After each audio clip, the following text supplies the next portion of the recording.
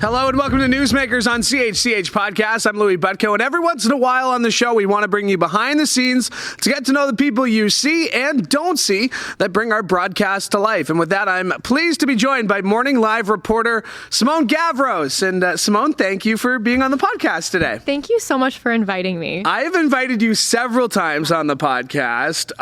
This was like the first legitimate invitation, though. Yes. Normally, it's just like, Simone, you want to be on? But like we locked you in and you're here. So thank you.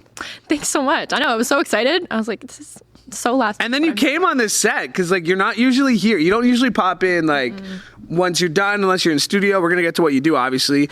You're out every morning. Sometimes you're in here, but to be in the studio to see our little set all set up, it looks pretty good. It is really nice. It looks legit. I think your words were, it looks like a real interview. I think that's how you described it. It's a legit set. Thank you. I should let the people know. Yes. Really okay. Cool. Hopefully the people are watching on YouTube, but of course they can listen wherever they get their favorite podcast. How long have you been at CH? This is over a year now, right? Or approaching a year? Actually, a year on April 25th. Oh no so way! So it is coming up. Oh wow! I actually I just kind of thought you knew. I didn't. I didn't. So 2 days shy of a year. Yeah. What has this experience been like for you?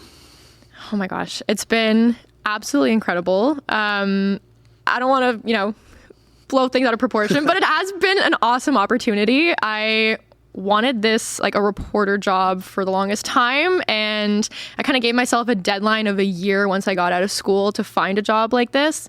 And yeah, I just applied everywhere and CH gave me the opportunity. So yeah, it was really cool. Well, even like the way it kind of happened, like you moved pretty quickly, VJ, part-time VJ. Then there were some changes in the morning show. And then the Morning Live reporter job kind of came open. You jumped at it. Yes. Knowing that it was going to be, a long time of 2 a.m. alarms and all that. But just tell us about that decision and what that's been like in that very difficult shift for a young reporter like yourself. It was a bit of a jump, but it was something that I was interested in already. And it was something that I was also told to kind of go for as well. Like other previous reporters were like, you're going to get the best experience going live in the morning. So yeah, I covered a couple times for Emily Taylor when she was away. And then it kind of presented itself where we were doing some switches in September, and I was asked if I wanted to do it, and I'm like, of course. So yeah, I mean, the time is the only thing that was a massive adjustment. Yeah.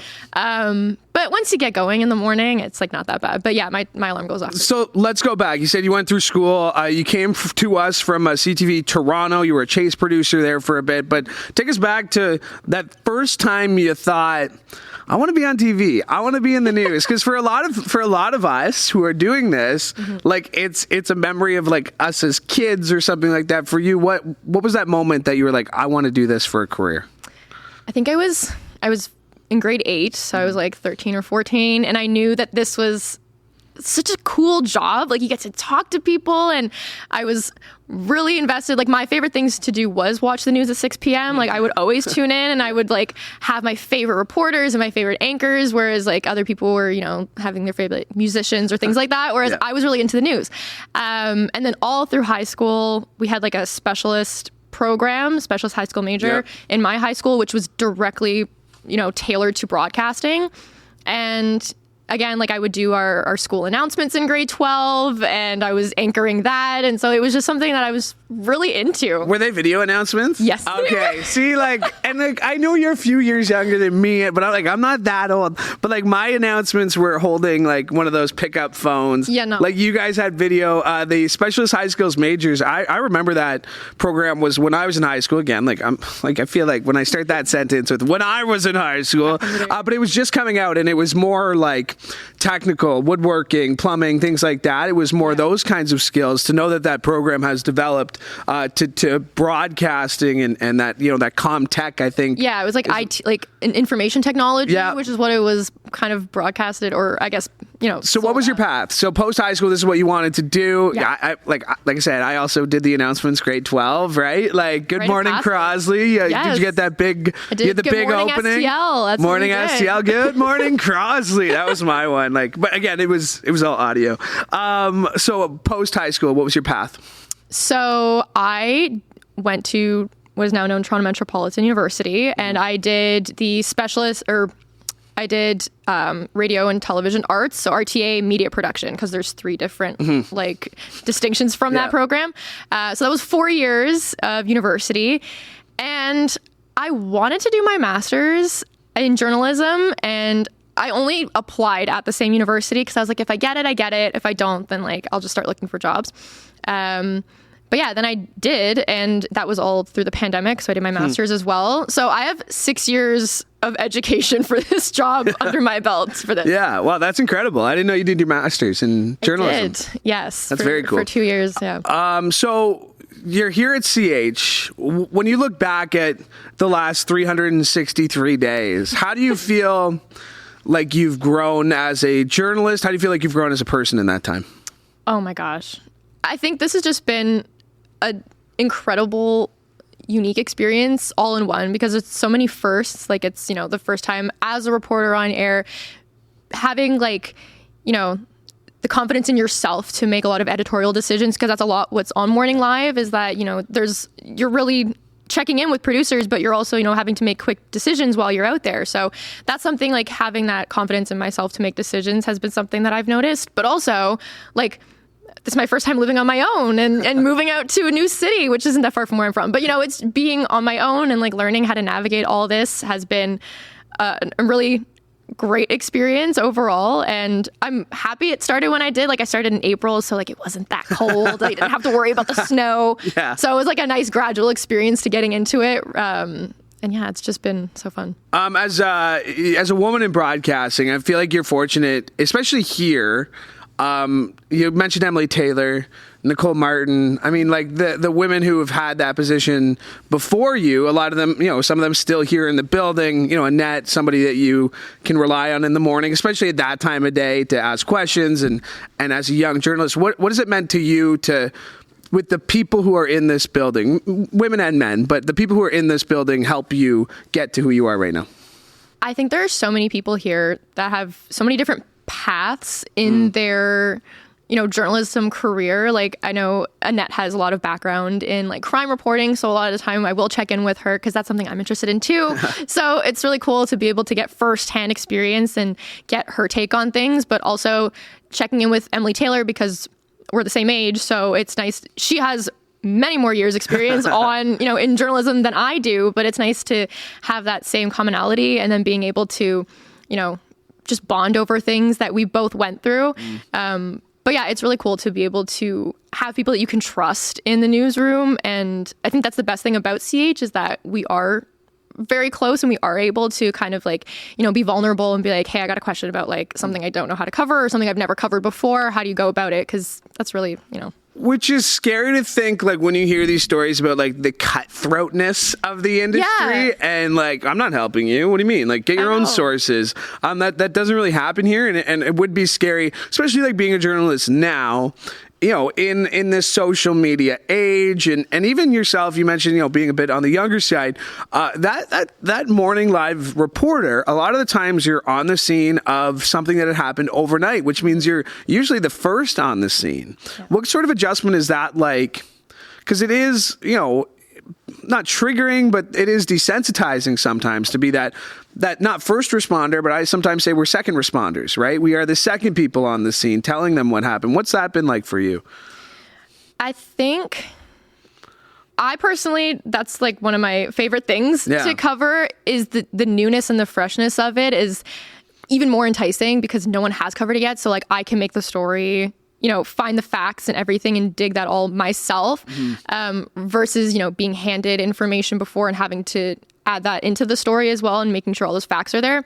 But that was also a learning curve in itself because when you go into this, like, I have now, but like, you didn't know how to cover a fire or like you didn't know how to interview police live. Like those are the things that you do learn and you have to learn quickly. And then once you do it a couple times, it's fine. But yeah, being there first is definitely like a very raw and like challenging experience because there's so many emotions, especially as you're trying to get information from people, but also, juggling police and fire and trying to get all the information from them at the same time while you're meeting your own deadlines. It's all, trying to get it all together at once is yeah, it's crazy. Back to sort of the mentorship. Who's somebody in your career, whether it was at school, whether it was before school, who's somebody that you've looked up to in terms of that's what I want to do? Did you ever reach out to whoever that person is? What was that experience like? My, like, I guess, big journalism goal was always Michelle Dubé from CTV. She was someone I did look up to, who also happened to start here at CHCH. Wow. So I think, I don't know, I started here, and getting like all these skills. But yeah, she is someone I really looked up to. I loved her storytelling. I did, when I worked in the building as her, like I did see her in the halls. So like that was always like a starstruck moment. I'm like, oh my God, it's Michelle Dubé. But I did reach out because there was a lot of because this industry is all about networking. So there was a lot of reaching out to other reporters, and there was even a point where I was thinking about going to the States and reaching out to people in the States and that kind of stuff. And you have to be comfortable with kind of being uncomfortable almost and just cold calling or cold emailing. But I was grateful that through education, I was able to have a whole bunch of internships at a multitude of different stations, like CTV. I was at Breakfast Television and, CBC for a bit. I was able to get my... We're going to have to bleep all these out, by the way. You can't mention other places on the CHCH podcast. But I'm here, which is important. Yeah, absolutely. What was the best piece of advice you've gotten in this business? Oh, that's a good question. The best piece of advice? Or what's a piece of advice that, maybe not specifically you... that sticks with you, but something that you think of every day, every time you put together stories. There's something that you're always thinking okay, this is how you tell a good story. I think sometimes it's I don't know what people would tell me. I think it's just making sure that, putting people first is also something that I always try to make sure. And that was something that was always instilled in school as well, was making sure that there's a person at the heart of the story at the end of the day. Yeah. And just remembering that mostly we are talking about people, so just remembering that there are real emotions that are being dealt with right now, and you have to be mindful of that, even if you are racing to a story and you just want to get everything all at once. You also have to bring it back and not try to sensationalize anything for fear that you might hurt others in the process. You gave me a compliment for a great question. I gave you a compliment for a great answer. Oh, that was a great answer. Thank you. The thing about being on television, and I've talked about this with other people, is that people can sometimes be mean on the internet. People can sometimes take a flub, or you're live. I've been live. It's happened where you misspeak, or maybe you repeat yourself. How do you deal with that? How do you, as somebody who grew up on social media, who knows the internet, was always told just to ignore the haters, all that stuff, how do you deal with it? Honestly, I think I'm my biggest critic, because I will notice when I stumble over my words, or when, I meant to say this and I didn't say that. And I'll just be really hard on myself after the fact. But then I also think no one cares. No one's sitting there being remember when Simone said this street instead of Avenue? Yeah. I think I try not to check the comments. I try not to check the Facebook pages. We all try. I know, but I do find myself it's in the regular rotation of all right, there's 9 new posts. I wonder what's up. But it's such a relatable feeling of not, because usually it is 9 plus new. It's always 9 plus new posts. Yeah, yeah. But I think at the end of the day, people are just watching, and they don't understand us as a team. And I think that's even one thing I do say is, when people do approach in public, people will have their own take, or they'll say they'll make their own comments about the team, and you'll be but no, they're actually wonderful people. You don't know what you're talking about. That's the hard part. And if you're listening to this as somebody who is who thinks that we want to hear you talk bad about our coworkers, it is our team. It is our family. Yeah. We go through a lot in this building. I am very, very unreceptive to criticism about my coworkers. One thing, you got something to say about me? Go, I'll brush my hair with a pork chop. Sure, I've heard it. I've heard it before. I've heard it all before. Laura Brody made sure I saw that one. Oh my goodness, people are ruthless. No, but because that is, especially you know, like you said, we grew up on the internet. Yeah. So like we kind of know that it's there. But I do like what you said about being your toughest critic. Because also I feel like that sometimes insulates you, that it doesn't matter what you say about me. I think I've already thought that, buddy. I've already thought that. I already know. 10 steps ahead of you. How do you feel? And we kind of going back to this, you know, talking about that as it being a year. Like when you watch that, I was going to ask you, like, do you remember your first reporter, like your first like pack? Yes. What was it? Oh, it was awful. It was on LCBO bags being phased out, which they're trying to bring them back. You got to do the follow-up. I know. Now. You got to do the follow-up. But yeah, I was being trained by Matt Ingram, and I was like getting down to like the last second, and we couldn't find the right like file viz of the bags, and we just like spliced it together, and I had to do my voiceover in the newsroom, like in front of everyone. And there was one point where this is your first pack. My first pack ever. Yeah. And there was one point where like someone was like, just get her to do it in the sound booth. Why are you making her do it in front of everyone? But yeah, I did my stand up, all that. Nothing was live just yet. But yeah, that was my first pack. And we have it right. No, we don't. No, we don't. I wanted to. I didn't know what it was. I could have tried to find it, but it would have been great if we had it and I played it. If you're like, there it is. That would be bad. Well, Simone, what's actually couple of things. Morning Live this summer. I feel like it's on the schedule, so we can tell people. Yeah. You're gonna be on the desk for a little bit this summer. I am. Yes, I'm so excited. Yeah, you're gonna be filling in for Annette during some vacation, June 10th. Which is unfortunate because I'm going to be filling in for Tim. I know. During some points. We just missed it. I know.